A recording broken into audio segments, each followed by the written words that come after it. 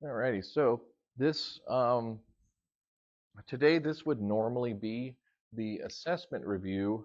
Um, yeah, this would normally be the assessment day, but the problem is that the way that the schedule works, traditionally, the way that the schedule works is I would have Friday with the assessment, and then that would be it.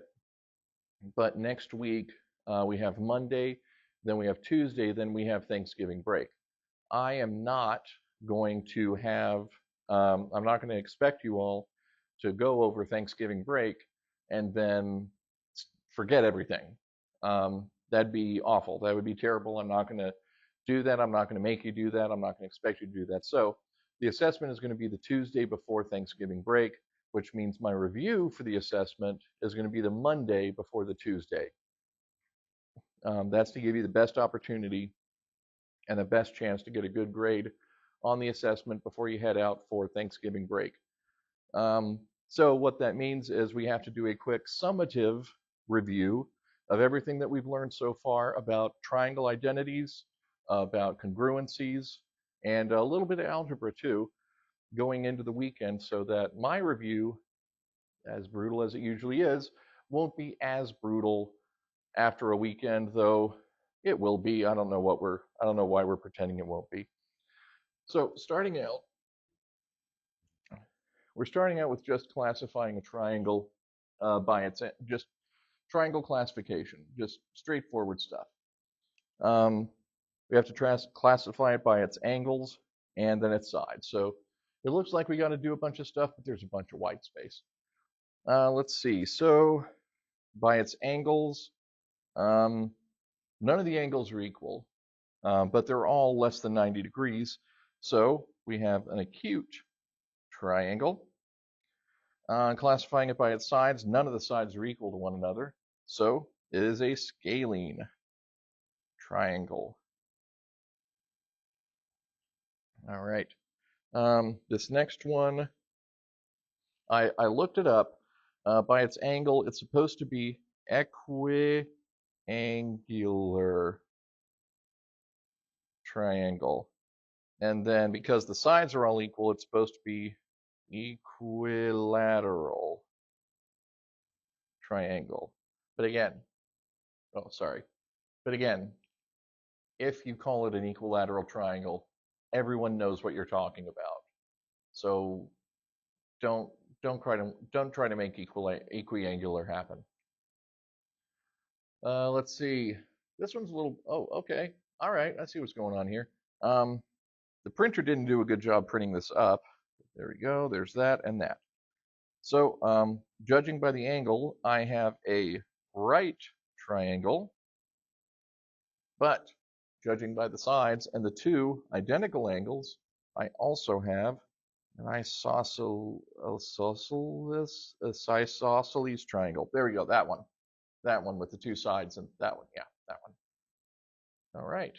Moving on to the next one. Because see, we're already like halfway done with the page. This review isn't really anything to worry about. So classifying it by the angle, I've got that one obtuse angle. And if you've got the one obtuse angle, that's really all you need to be called an obtuse triangle. It's kind of like if you've got that one friend that I am not going to finish that joke to a bunch of ninth graders. So then classify it by its sides. I've got two sides that are equal. So that means it is an isosceles triangle also. There we go. All right. Moving on. If G is the midpoint of AB, which means that this is also going to be 6,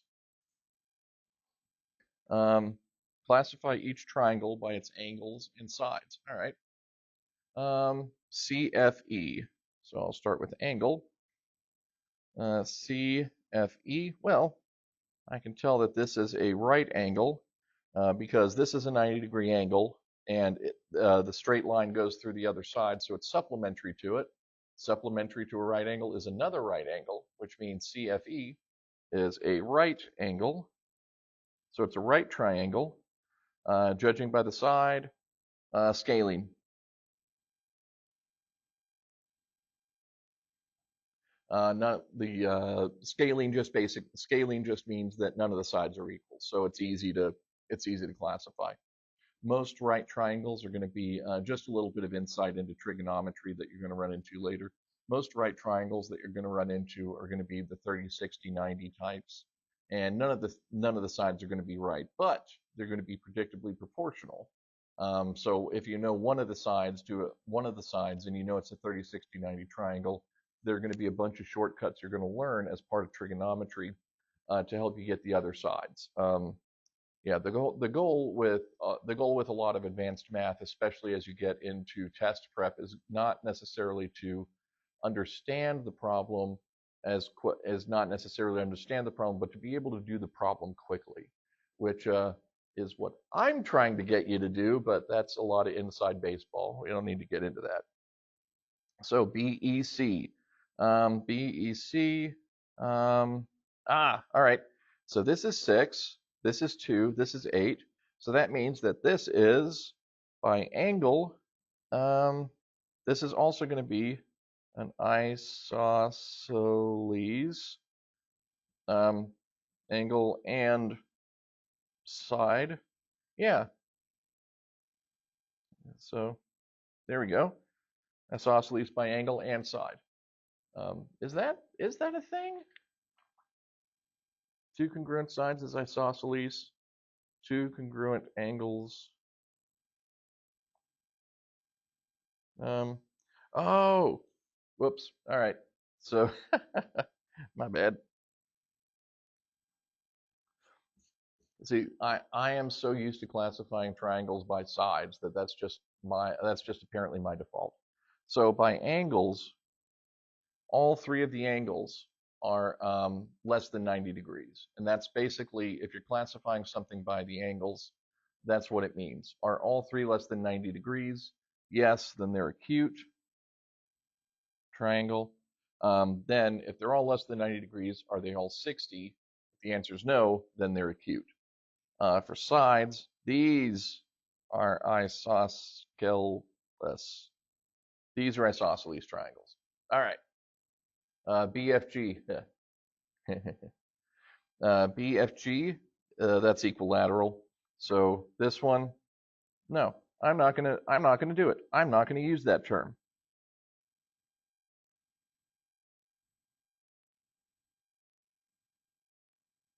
It's like if she is not gonna make fetch happen, then I am not gonna make that other term happen either. All right, GAF for the angle. AGF is definitely obtuse. It's definitely pretty wide. So that is obtuse.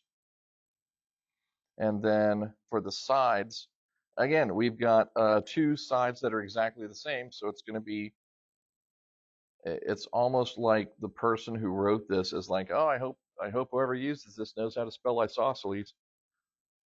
Well, you'd think I'd learn between filming, but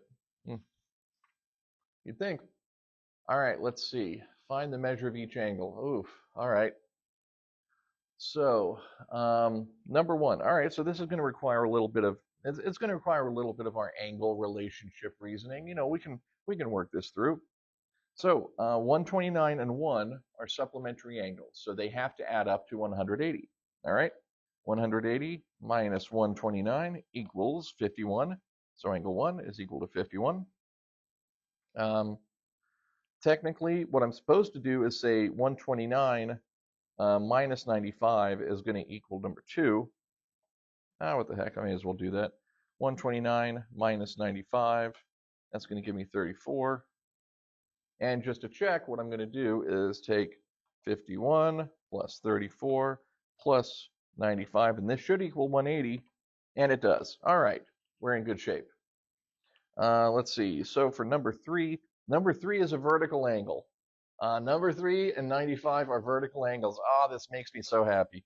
So number 3 is 95, and I see that number 5 is a vertical angle for 47. That is awesome. That is great. So if number 3 is 95, and let's see, 180 minus 95, and then minus 47, because that's the other angle here. That means that number 4 is going to equal 38. So again, as soon as I recognize number 3 is a vertical angle with 95. It's two lines intersecting at a point, and the angles that share a vertex but not a side are equal to one another. Same thing with 47 and number 5. These two angles are equal to each other, and they are always equal to each other. There is no condition in which they won't be equal to each other, even in non-Euclidean geometry. And don't even get me started talking about that. So if I know what angle 3 is, which is 95, and I know what 47 is, which is 47, then I can take 95 and 47 and subtract them from 180 in order to get 4. And that's what I did, and then 4 gave me 38. Now I just got to figure out 6 and 7. 7 is going to be really easy because I'm going to do 121 because I'm going to do the same thing that I did over here, which is going to be 180 minus 121. And that's going to give me, number 7 is going to give me 59. I know with number 7 being the last angle, they're implying that I solve for 56 first, but nah, that I solve for 6 first. Nah, I mean, I technically can. I mean, I know I've got, I know 121, and I know I've got 5. And so, and I know I've got 5, so I may as well solve for it that way. So I've got 121, and then using the external angle theory, if I know 5, I can subtract that I can subtract angle 5 from 121. And with the external angle theory, that'll give me 6, which is going to be 74. Now, here is the real proof. Can I add 5, 6, and 7 and get 180? So 47 plus 74 plus 59 equals 180. All right, we are in great shape then. All righty. So here we are, find x. Well, this one looks a little intimidating, and I'm not sure if it shows up on the monitor. So what I'm going to do, I'm going to use the space down here, and I'm going to copy down what it is I'm basically going to do. I'll do it on this half because I'm going to do the same thing on this half over here. So so it's basically saying to find x. And I've got 3 expressions for x. I don't have any congruencies. I don't have any shared angles. I don't have anything except 3 angle measurements. But that's okay, because I know that 13x plus 2, which is this one up here, plus 3x minus 4, which is this one down here, plus 5x minus 7, which is this one here, all equal 180. So that means that 13 plus 3 plus 5, so that gives me 21x equals 180 minus 2 plus 4 plus 7, 189. I'm guessing it's going to be 9, I think. 189 divided by 21. Yep, x equals 9. So there we go. X equals 9. Oh, there we go. X equals 9. Excuse me. So there we go. And much the same way, I'm going to use the external angle theorem on this one. I've got 19x minus 18, but using the external angle theorem, I can set that equal to these two. So that means I've got 19x minus 18 equals 7x plus 1 plus 10x minus 9. So that means so 19. So I'm going to move everything over, and I'm going to move everything over in one swoop. So 19x minus 7 minus 10 leaves me with 2x, and then I'm going to have 1 minus 9, so that's minus 8 plus 18. That's going to give me 10. 2x equals 10. X equals 5. All right. So yeah, there we go. Not bad for a review. It still seemed kind of easy, and we missed a lot of the concepts that we got another page. we shall continue going because honestly, this is the kind of geometry that I absolutely love. As far as the Euclidean geometry, this is the kind of Euclidean geometry that I love. The stuff that I really liked is the non-Euclidean stuff. All right, so which I don't think I can justify ever showing you. Who knows? So triangle RST is an isosceles triangle where RS equals TS. All right, so that means that this angle equals this angle. Find the value of x and each side of the triangle. Okay, so that means 9x plus 2 equals 6x plus 8. I'm going to move all of the x's to one side, so that gives me 3x. And then I'm going to move all the integers to the other side, equals 6. So x equals 2. All right. Well, that didn't take long. All right, so RT equals 3 times 2 minus 1. Well, it equals 3x minus 1. X equals 2, so 3 times 2 minus 1. 6 minus 1, which is 5. And then RS equals TS equals, and I just have to feed x equals 2 into one of these. So 9 times 2 plus 2, which is 18, plus 2, which is 20, which equals 20. And there we go. Oh, I forgot. There we are. And that's using the definition of isosceles triangles in order to make the algebra really easy to follow and really easy to do. Let's see. Move on here. Triangle EFD is an equilateral triangle. Oh, for crying out loud. All right. Find the value of x in each value of the triangle. I'm going to say that 2x plus 6 equals 5x minus 21. Again, with equilateral triangles, you can pick whichever two sides you want. It doesn't matter. They all equal each other. And so all I have to do is find x.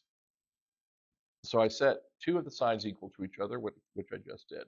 Solve for x, which I'm about to do.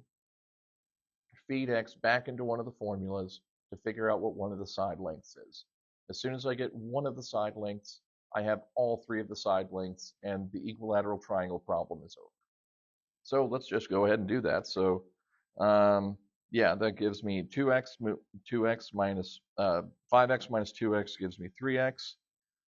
21 plus 6 is 27, so x equals 9. All right, that was pretty good. Feeding it into, I'll pick this one. DE equals EF equals DF equals 2 times 9 plus 6 equals 18 plus 6, which is 24. And there you go. You find one, you find them all. So here we are. Triangle ABC is an equilateral triangle. Oh, for crying out loud. Find the value of x. All right, well, if it's an equilateral triangle, then all three of the angles equal 60. I mean, that's just the definition of an equilateral triangle. So that means that 8x minus 44 equals 60. So 60 plus 44 so 8x equals 104. So 104 divided by 8 equals 13. There we are. That's that final answer. Let's see. Triangle RST is an isosceles triangle. Find the value of x and each angle in the triangle. All right, well, this one at least is, all right. So basically what I'm going to do is I'm going to set these two equal to each other. Because they're isosceles triangles and they're opposite the two equal sides, and I can tell they're equal because they're both long, it's an isosceles triangle. If they're both long, it means that they're equal to each other. So I'm going to set these equal to each other. That'll give me x. I will solve for one of the angles. That will give me both of the angles. And then what I'll do is I'll add them both together, subtract them from 180, and then that'll give me this S angle. So again, I'm using the fact that triangles all add up to 180 as kind of the ballast and the foundation of what I do to figure out missing information. So let's see. So that means 15x minus 31 equals 9x plus 11. I'm going to move everything around in one quick move. So 15x minus 9x gives me 6x equals, and then 31 plus 11 is 42. So x equals 7. Next, I'm going to feed in, so find the value of x. All right, there we go. So angle T equals angle R. That equals 9x, 9 times x plus 11. So that equals 9 times 7 plus 11. That's 63 plus, so that's equal to 63 plus 11, which is 74. Which means angle S equals 180 minus 180 minus 74 minus 74. Because this just gives the measurement of a single angle. That just gives the measurement of angle T. The fact is, though, is that angle T equals angle R. But I don't want to put that, I don't want to feed X into that formula because I just don't feel like it. But this angle equals that angle. So if this angle equals 74, then this angle plus this angle, then basically I have to take 180 minus this angle minus this angle. And both of them equal 74, so that's why I'm doing it twice. And that means that the final angle measurement is going to be 32. And there we go. Again, using a lot of this, the algebra itself is relatively straightforward. A lot of this is learning properties of triangles and different characteristics of triangles to give you the extra information. Well, no, to give you the information you need in order to solve the problem. So, alrighty, I think this is barely fitting on the page, so I gotta be careful here. So in BCD, if BC equals BD, so I can tell you right now, this is an isosceles triangle. So BCD. Angle B is equal to 13x minus 35.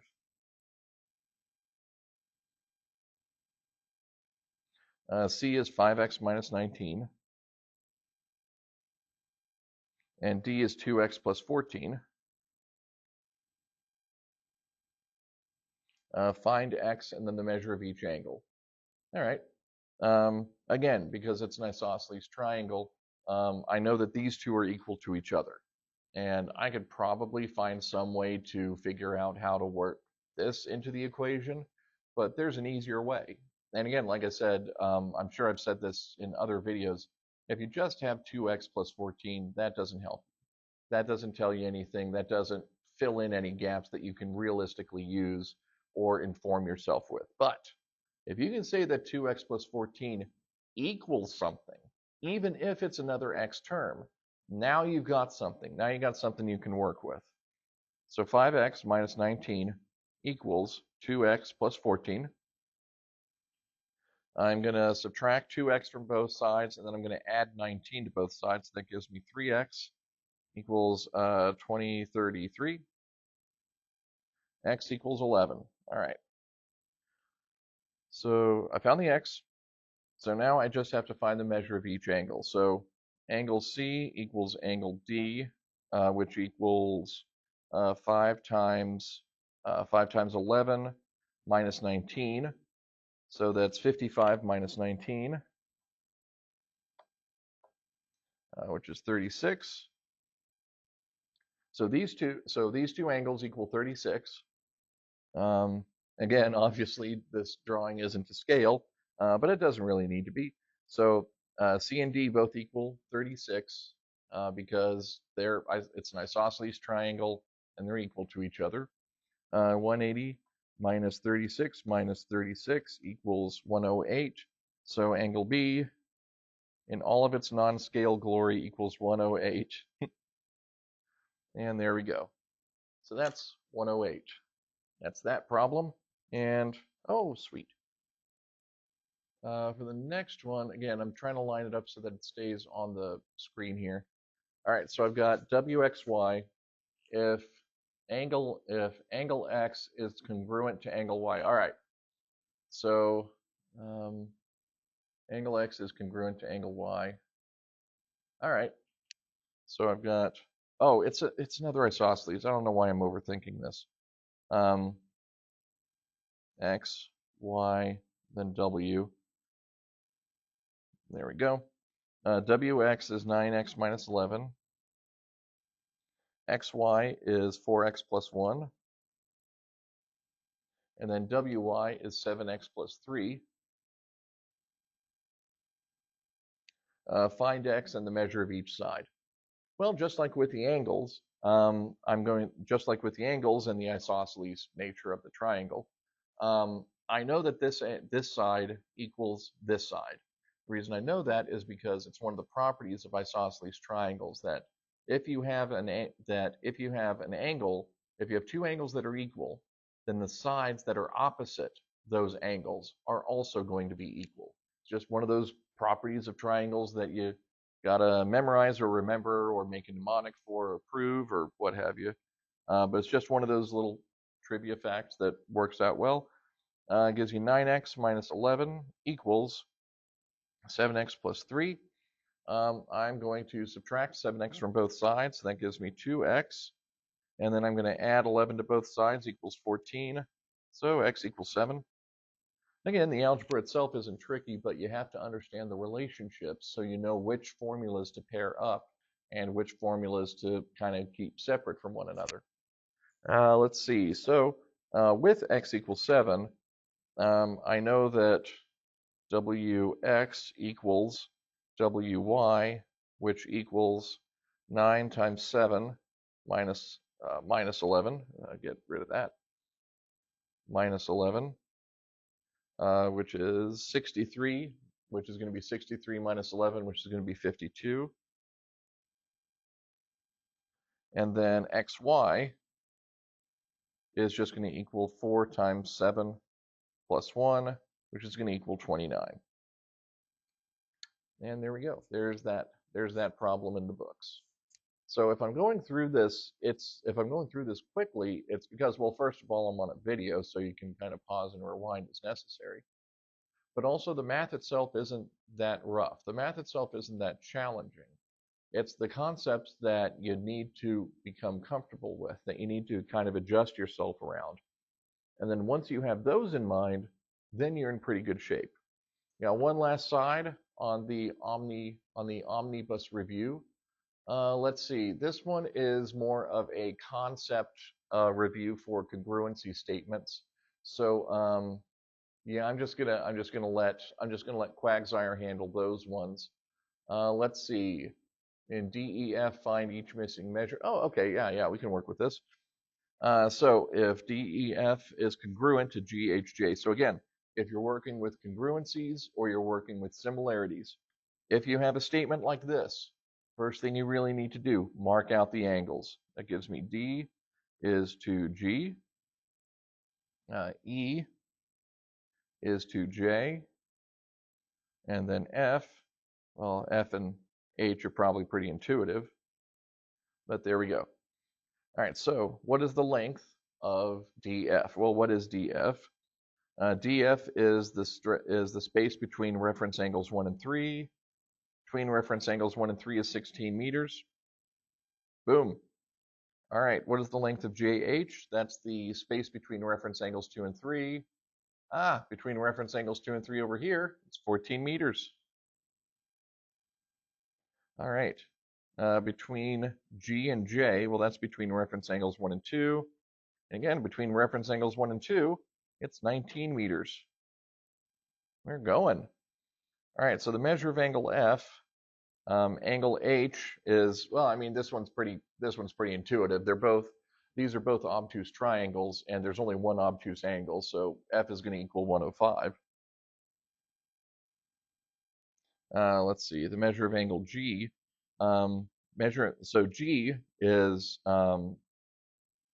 G is proportionate, so G is related to angle D by the similarity statement, so that's equal to 34.